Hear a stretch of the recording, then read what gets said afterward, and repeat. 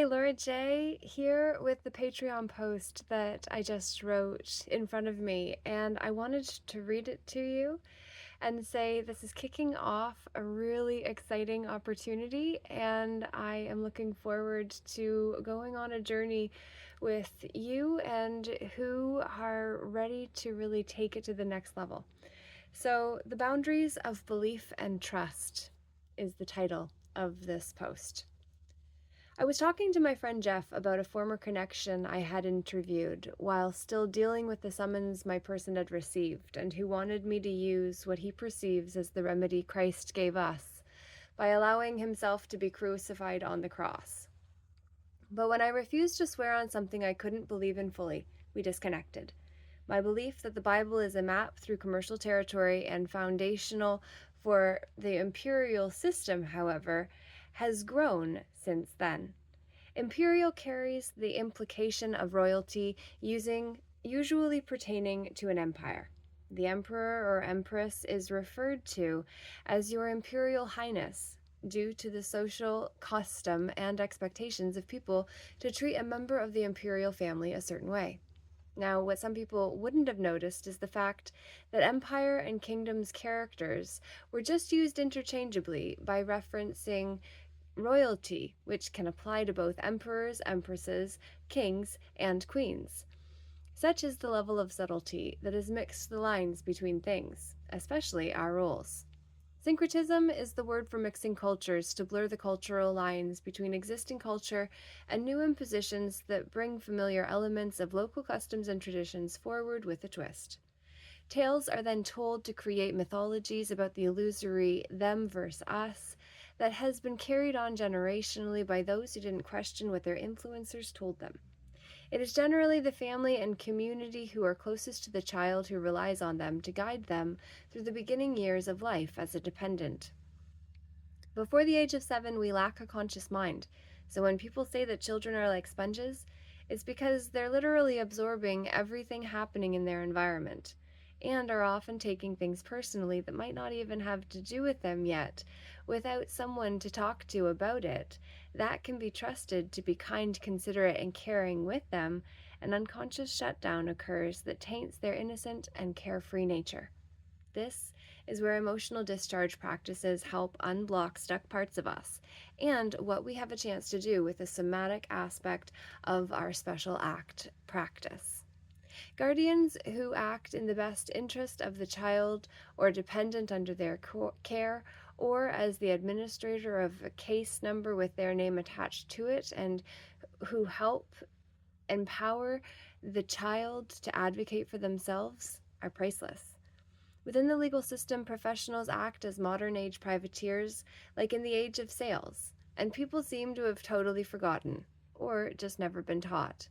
The present age of sales, SALES, is the era where we've got to see that our beliefs are the most important purchases that we can ever make because we bring them home in between our temples into the temple that our soul worships life in.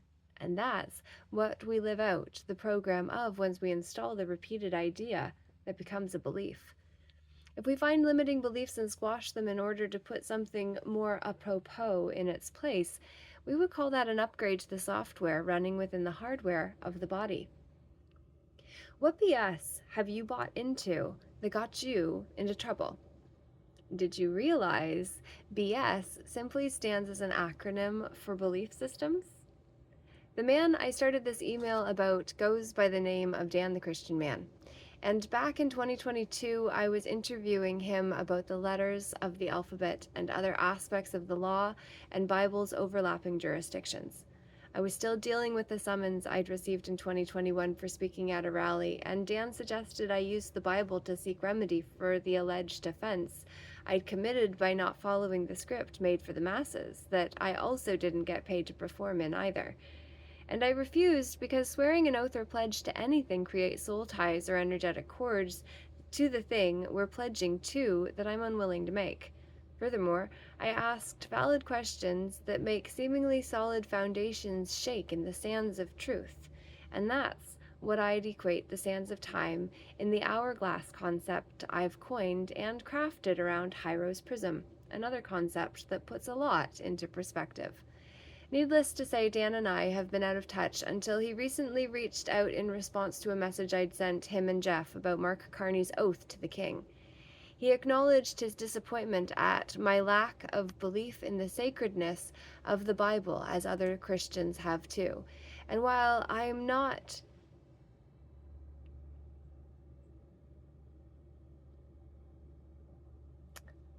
to not, and storage goes low. Funny. And while I'm not.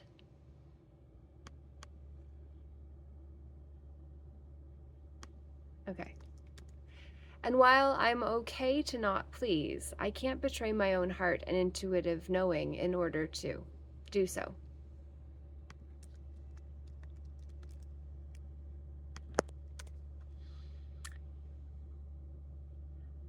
Yet I'm ready to call the round room meeting with many of the rising leaders in the new orderly word we are co-creating in place of the www.url and New World Order campaigns that feed off of us and our team until we cut them off.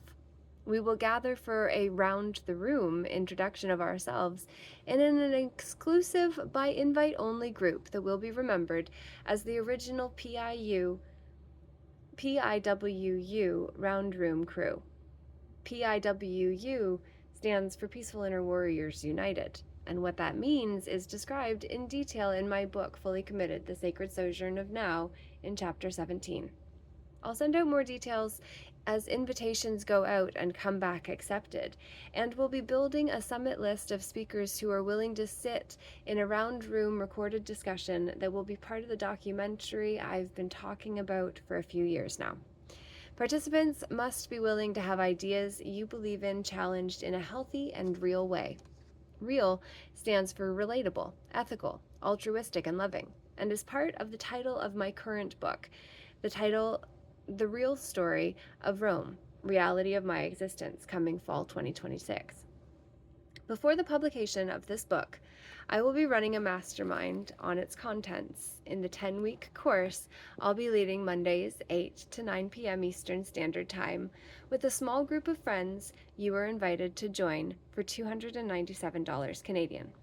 If money is a barrier, but you've got a skill to trade, I'm open to consider it if you're willing to make me an appropriate offer at lauraj@piwu.ca. You can see it in the Patreon post because the link is going to be where this message is. All of this is to say, you now have an opportunity to sign up for a 6-month coaching experience with me that will include this course and a Peaceful Inner Warriors United ticket for the Purple Hill Creative Continuum Gathering in September. $200 value, plus bi-weekly group coaching calls with others doing the inner work too. In the 10-week course, you will have a chance to create your own special act practice that honors your whole self and allows you to integrate the changes required in order to ground inspired ideas into the 3D material plane of existence. We will also talk about dimensionality in relation to the corporate fiction and identity constructs. It's going to be an exciting adventure, and I'm looking forward to seeing who will be on the first Zoom call on Monday, July 6th at 8 p.m. Eastern Standard Time. A new crew is forming, and I'm excited. Hope you'll choose to give yourself and us the gift of your presence and participation. With love and respect, Laura J. Namaste. Yay! I hope you'll join us. That's my introduction to what is coming. Next month is going to be huge. This month already has been huge, and Saturday is a significant day because it's Paula Lishman's celebration of life, and what a woman she was. So we're going to hear a lot of people share about the loss this world experienced with her passing, and also the gift her life was while she was here. So looking forward to Saturday. I'm getting my things together in advance of then so we can really hit the ground running afterwards and really take some time to be with family and friends and connect and live, love, be together. So that's my plan for this weekend. This is in preparation for it, not directly, but because it's all connected. Life is a web, which is why I am so excited to say that shifting so that it's no longer about the world and instead about the new orderly word, like the WYRD of the Norse tradition. So clever!